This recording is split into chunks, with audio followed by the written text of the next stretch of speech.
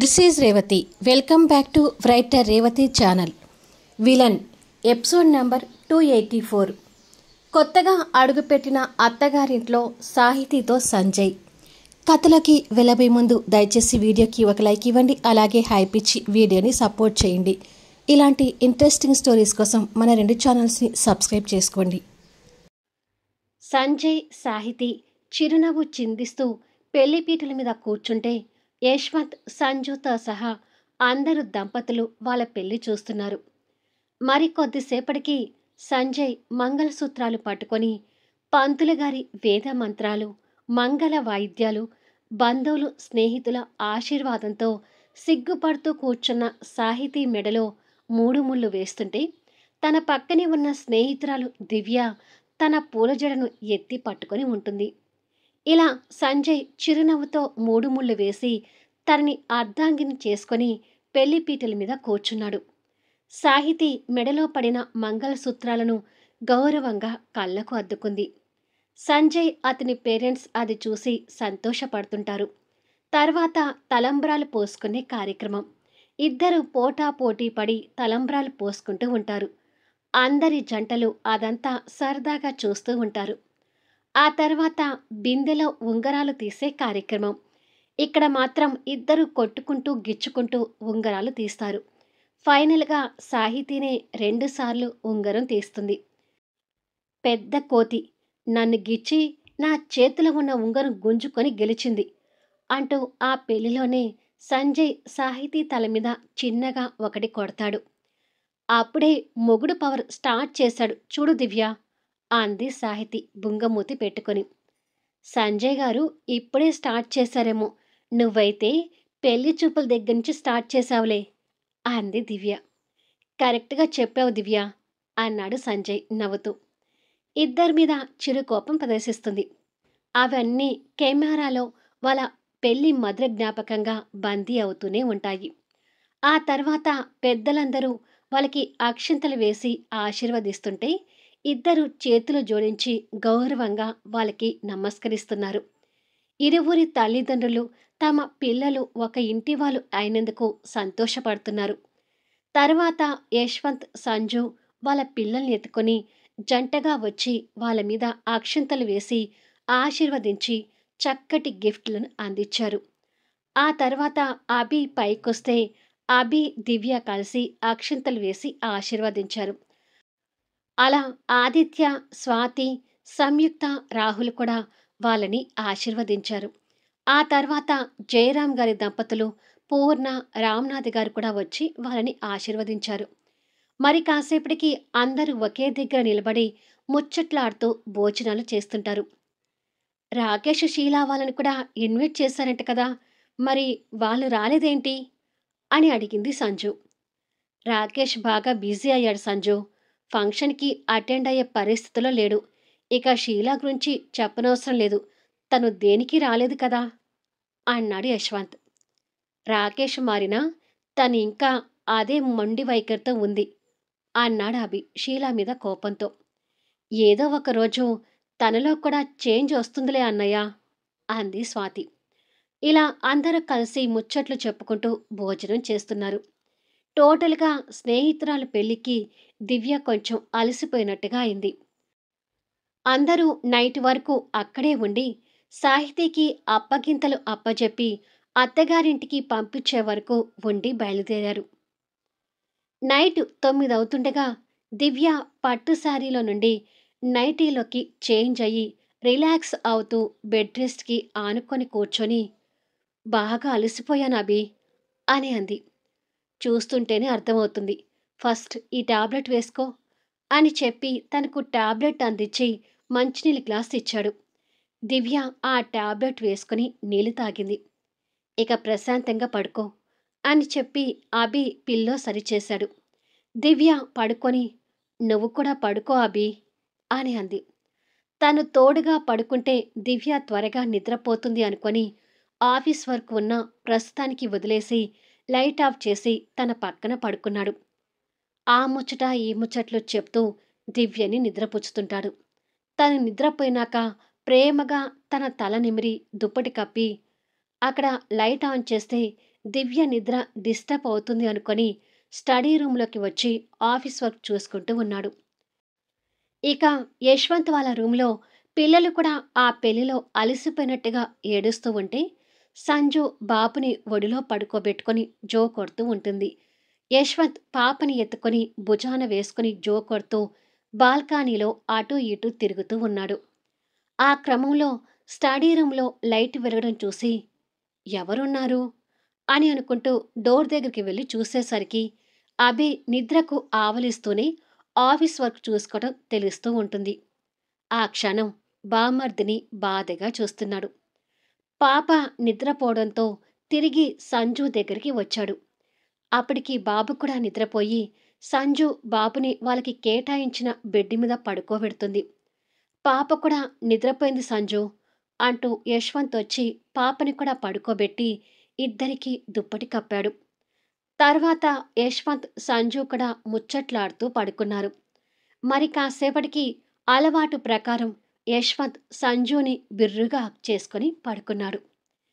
ఇక రాకేష్ సంగతి చూస్తే ఇంట్లోనే ఒక రూమ్‌లో ఆఫీస్ రూమ్‌లాగా ఏర్పాటు చేసుకొని ఆఫీస్ వర్క్ చూస్తూ ఉన్నాడు. రాకేష్‌కి ఎదురుగా షీలా కూడా కూర్చొని ఫైల్ ముందల పెట్టుకుంది. కానీ షీలాకి అసలు ఆఫీస్ వర్క్ అలవాటు లేక ఆ వర్క్ చూసుకోవడానికి తనకు చుక్కలు కనిపిస్తుంటాయి. రాకేష్‌ని డౌట్స్ అడగడానికి ఇగో.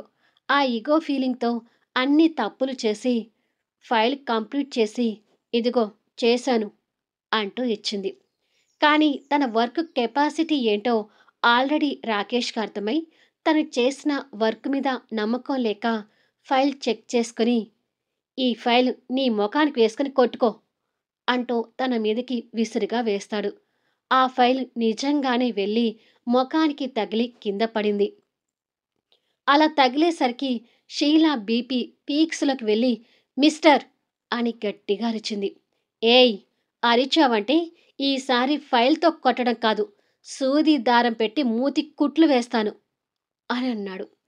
రాకేష్ ప్రవర్తనకి కోపంగా చూస్తుంటుంది. వర్క్‌లో నాకు సహాయం చేస్తున్నావా? లేకపోతే నా వర్క్ ఇంకా లేట్ అయ్యేలా చూస్తున్నావా? అని అడిగాడు అదే కోపంతో. అలా ఎందుకు చేస్తాను? నీకు సహాయంగానే ఉన్నాను కదా! అని కోపంగా చెప్పింది. సహాయంగా ఉన్నట్లయితే అన్ని తప్పులు చేయవు అని అన్నాడు.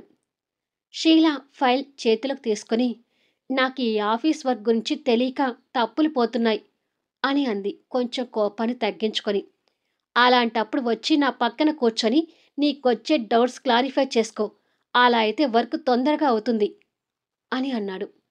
ఇక తప్పక వచ్చి రాకేష్ పక్క చైర్‌లో కూర్చుంటుంది. రాకేష్ వర్క్ గురించి తనకి ఎక్స్‌ప్లెయిన్ చేస్తూ ఉన్నాడు.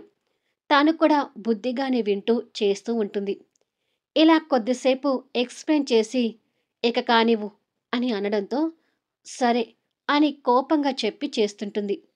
మరి కాసేపటికి నిద్రొచ్చి ఊగుతూ కునికిపాట్లు తీస్తుంటే, రాకేష్ అది చూసి ముందల ఉన్న వాటర్ బాటిల్ తీసుకొని దోసెట్లోకి నీళ్లు తీసుకొని తన మొఖాన గట్టిగా చల్లాడు. ఆ చల్లటి నీళ్ళకి ఉలిక్కిపడినట్టుగా అయ్యి గుడ్లు వెళ్ళబెడుతుంది. "మీ అయ్య చేసిన పనికి ఇక్కడ వర్క్‌తో తలమునకలవుతుంటే నీకు నిద్రొస్తుందా?"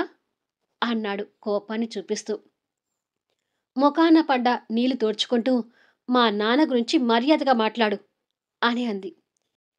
"మీ నాన్ననంటే రోషం బాగానే పొడుచుకొస్తుంది. ఆ రోషం మాటల్లో కాదు, వర్క్‌లో చూపించు. ఈ కంపెనీ కూలిపోకుండా నిలబడితే అందరికన్నా మీ నాన్నే ఎక్కువ సంతోషిస్తాడు" అని చెప్పడంతో, అది నిజమే కాబట్టి నిద్రను కంట్రోల్ చేసుకుంటూ వర్క్ చూసుకుంటూ ఉంది. ఇక పెళ్లి చేసుకొని అత్తగారి ఇంటికి వచ్చిన సాహితీకి అత్తగారింట్లో కొత్తగా ఉండి నిద్ర పట్టడం లేదు.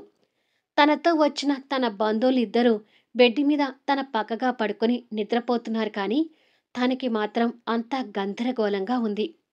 సింపుల్ శారీ ధరించిన తన్ను ఎర్రగా పండిన గోరింటాకు చేతులు, చేతి నిండా గాజులు, జడ నిండా పూలతో కొత్త పెళ్లికూతురి కలతో కనిపిస్తూ నిద్ర పట్టక లేచి కూర్చుంటుంది. తనకి సంతోషమైన, బాధైనా దివ్యకి ఫోన్ చేసి చెప్పడం అలవాటు. ఇప్పుడు అత్తగారింట్లో తనకు కలుగుతున్న ఫీలింగ్స్‌ని దివ్యకి ఫోన్ చేసి చెప్పాలని అనిపిస్తున్నా, ప్రెగ్నెంట్‌గా ఉండి పెళ్లిలో తను బాగా అలసిపోయిందని తనకి కూడా తెలుసు కాబట్టి స్నేహితురాలికి ఫోన్ చేయలేకపోతుంది. బెడ్ మీద నుంచి లేచి కూర్చొని ఏమీ తోచక బెడ్ దిగుతుంది. అక్కడ ఉన్న వాటర్ తాగుతుంది. నిద్ర పట్టక రూమ్ నుండి బయటకొచ్చింది. ఇల్లంతా మరొకసారి చుట్టూ చూస్తూ ఉంటుంది. ప్యాలెస్‌ని తలపిస్తుంది అనుకోవచ్చు. పైగా పెళ్లి ఇల్లు కాబట్టి పూలతో అలంకరించి ఇంకా అందంగా కనిపిస్తూ ఉంటుంది. ఎవరి రూమ్‌లో వాళ్ళు పడుకొని ఇల్లంతా నిశ్శబ్దంగా అనిపిస్తూ ఉంటుంది. డిమ్ లైటింగ్‌లో తెల్లగా పాలరాతితో కట్టిన ఇల్లు మెరిసిపోతూ ఉంటే, ఆ ఇల్లుని చూసి డబుల్ బెడ్‌రూమ్‌తో చిన్నగా బొమ్మరిల్లులాగా ఉండే వాళ్ళ ఇల్లుని పోల్చుకొని, ఏంటో ఇంత ధనవంతులింటికి నేను కోడలుగా రావడమేంటో, అసలు సంజయ్ గారికి నేను నచ్చటం ఏంటో అని అనుకొని బాల్కనీలో ఉన్న పూల మొక్కల దగ్గరికి వెళ్తుంది. ప్రకాశిస్తున్న చంద్రుని చూస్తూ అక్కడే నిలబడి ఉంటుంది. కొత్తగా పెళ్ళయింది. అత్తగారి ఇంటికి వచ్చింది. సంజయ్‌తో ఎన్ని రోజులు ప్రేమాయణంగా ఉన్నా, పెళ్లి తర్వాత మాత్రం కొంచెం భయపడుతూనే ఉంది అనుకోవాలి. అందుకే నిద్ర పట్టక ఆ చంద్రుని చూస్తూ అలా నిలబడిపోయి, నా లైఫ్ నిజంగానే బాగుంటుంది కదా! అని మనసులో ఉన్న గందరగోళంతో చంద్రుడికి చెప్తున్నట్టుగా అంటూ ఉండగా, వెనక నుండి తన నడుము చుట్టూ చేతులు అల్లుకొని పోయి, నిజంగా చాలా బాగుంటుంది అని సంజయ్ స్వరం సౌమ్యంగా వినిపిస్తుంది. ఒక్కసారిగా తన నడుము చుట్టూ చేతులు అల్లుకునేసరికి ఉలిక్కి పడినట్టుగా అయ్యి సైటిగా సంజయ్‌ని చూస్తూ, "మీరు నిద్రపోలేదా?" అని అడిగింది.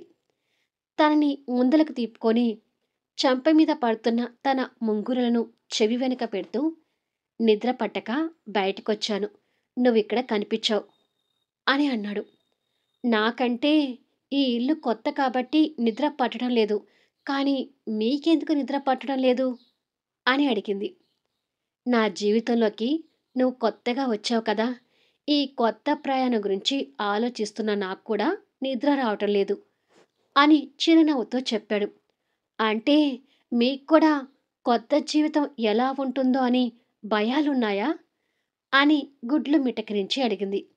సంజయ్ చిన్న స్మైల్ ఇచ్చి, భయమేమీ కాదు. మన జీవితం అందంగా ఉంటుంది అనుకున్నప్పుడు నాకు భయాలెందుకుంటాయి? అని అన్నాడు. కానీ నాకు మాత్రం భయంగా ఉంది అని అంది. నువ్వు నిద్రపోకుండా ఇక్కడ నిలబడ్డప్పుడే నీ భయం గెస్ చేశాను అని చెప్పి తన చేయి పట్టుకొని అక్కడ ఉన్న ఉయ్యాల దగ్గరికి తీసుకెళ్ళి తనని కూర్చోపెట్టి తన పక్కనే కూర్చున్నాడు. తన చెయ్యిని చేతిలోకి తీసుకొని, నీలో కొంచెం ఆకతాయితనం, అమాయకత్వం తప్ప నిజానికి చాలా మంచి అమ్మాయివి. ఇక నా గురించి నీకు వేరే చెప్పాల్సిన అవసరం లేదు. ఇద్దరం మంచివాళ్ళమే కాబట్టి మన ప్రయాణం కూడా మంచిగానే సాగుతుంది. ఇక ప్రయాణం స్టార్ట్ అయిన కొన్ని రోజులకి ముందు ఒకరు, తర్వాత ఇంకొకరు వచ్చి మనతో జాయిన్ అవుతారు. ఇక ఆ తర్వాత మన సంతోషాలు కూడా ఎక్కువ అవుతాయి అని చెప్తుంటే సాహితీకి ఆ మాటలు అర్థం కాక, ఆగండి ఆగండి అంటూ మధ్యలో అడ్డుపడి, జాయిన్ అవుతారా? ఎవరు జాయిన్ అవుతారు? అని అడిగింది. మొద్దు అంటూ తన కణత మీద వేలితో పొడిచి, మన పిల్లల గురించి చెప్తున్నా అన్నాడు నవ్వుతూ. ఓ అవునా అంది సిగ్గుగా. అలా మన జీవితం పెళ్లితో మొదలయ్యి రేపు జరగబోయే శోభనంతో దగ్గరయ్యి ముందు ముందు మనకు పుట్టే పిల్లలతో సంతోషంగా ఉంటాము అని చెప్తుంటే సాహితీ మనసులో నెలకొన్న భయాలు తొలగిపోయి సంతోషపడుతూ ఉంటుంది. మరి కాసేపటికి అందమైన ఆ ముచ్చట్లు వింటూ సంజయ్ భుజం మీద వాలిపోయి నిద్రపోతుంది. తనను చూసి నవ్వుకొని రెండు చేతులతో తనని ఎత్తుకున్నాడు. సైలెంట్‌గా రూమ్‌లోకి తీసుకొచ్చి బెడ్ ఓ పక్కగా ఖాళీగా ఉంటే తన బంధువుల పక్కన తనని పడుకోబెట్టి దుప్పటి కప్పి ప్రేమగా తల నిమిరి ఆ రూము నుండి వెళ్ళిపోయాడు. అలా సాహితీ భయాన్ని తొలగించుకొని హాయిగా నిద్రపోయి మరుసటి రోజు తన బంధువులు లేపుతుండగా లేస్తుంది. అలా లేచి కూర్చొని రాత్రి జరిగిందంతా గుర్తు తెచ్చుకొని, నేను ఈ రూమ్లోకి వచ్చినట్టుగా గుర్తులేదే అని అనుకుంటుంది. వాళ్ళ అత్తగారు వచ్చి, అమ్మ సాహితి, కొత్త పెళ్లి కూతురివి కదా, స్నానం చేసి రెడీ అయ్యి మందిరంలో దీపారాధన చేయమ్మా, ఈలోపు సంజయ్ కూడా స్నానం చేసి వచ్చేస్తాడు అని అంది. సరే అత్తయ్య గారు అని చెప్పింది. మరి కాసేపటికి ఇంకొక చీరలో రెడీ అయి బయటికొచ్చింది. అప్పటికే సంజయ్ అక్కడ ఉన్న బంధువులతో మాట్లాడుతూ తన కోసం ఎదురు చూస్తూ ఉన్నాడు. సంజయ్ని చూడగానే సాహితీలో చిన్న సిగ్గు తొంగి చూసింది. ఆ సిగ్గు చూసి సంజయ్ కూడా నవ్వుతున్నాడు. ఇద్దరు వెళ్ళి దీపారాధన చేసి దండం పెట్టుకోండి అని సంజయ్ వాళ్ళ అమ్మ చెప్పడంతో ఇద్దరు వెళ్ళి దీపారాధన చేసి దండం పెట్టుకున్నారు. అంతలో పంతులు గారు అక్కడికి వచ్చారు. సంజయ్ పేరెంట్స్ పంతులు గారిని కూర్చోబెట్టి శోభన ముహూర్తం గురించి మాట్లాడుతుంటే ఈ ఇద్దరు సిగ్గుతో చూసుకొని నవ్వుకుంటూ ఉన్నారు. అభి ఆఫీస్కి రెడీ అవుతుంటే దివ్య అభికి సూట్ బటన్స్ పెడుతూ, కొన్ని రోజులు ఆఫీస్కి వెళ్లకుండా నాతో ఉండొచ్చు కదా అభి అని అంది. నేను కూడా ఆఫీస్కి వెళ్ళకపోతే వర్క్ డిలే అవుతుంది దివ్య. ఆఫీస్ విషయాల గురించి నీకు తెలియంది ఏముంది, కాస్త అర్థం చేసుకో అని అన్నాడు. అవునులే, నువ్వు చెప్పేది కూడా నిజమే అంది ఆఫీస్ బ్యాగ్ తెచ్చి ఇస్తూ. దివ్య నుదుటిన ప్రేమగా ముద్దు పెట్టి, టాబ్లెట్స్ వేసుకోవడం మర్చిపోకు అని చెప్పాడు. సరే అన్నట్టుగా తల ఊపింది. అలా అభి దివ్యతో కలిసి రూమ్ నుండి బయటకొచ్చేసరికి యశ్వంత్ ఆల్రెడీ ఆఫీస్కి రెడీ అయి సంజు దగ్గర ఉన్న ఇద్దరు పిల్లల్ని ముద్దు చేస్తూ కనిపిస్తున్నాడు. అభి పిల్లల్ని చూస్తూ దగ్గరకొచ్చాడు. ఈ రోజు నుండి నీ మొగుడు ఆఫీస్కి వెళ్ళడానికి వీల్లేదమ్మా, ఇట్స్ మై ఆర్డర్ అని ఫోర్స్గా చెప్పాడు యశ్వంత్. అది విని అభి షాక్ అవుతున్నాడు. మళ్ళీ నెక్స్ట్ వీడియోలో కలుద్దాం. కథ నచ్చితే దయచేసి లైక్ చేయండి, హైప్ ఇవ్వండి, మీ అమూల్యమైన కామెంట్స్ షేర్ చేయండి. Thank you for listening.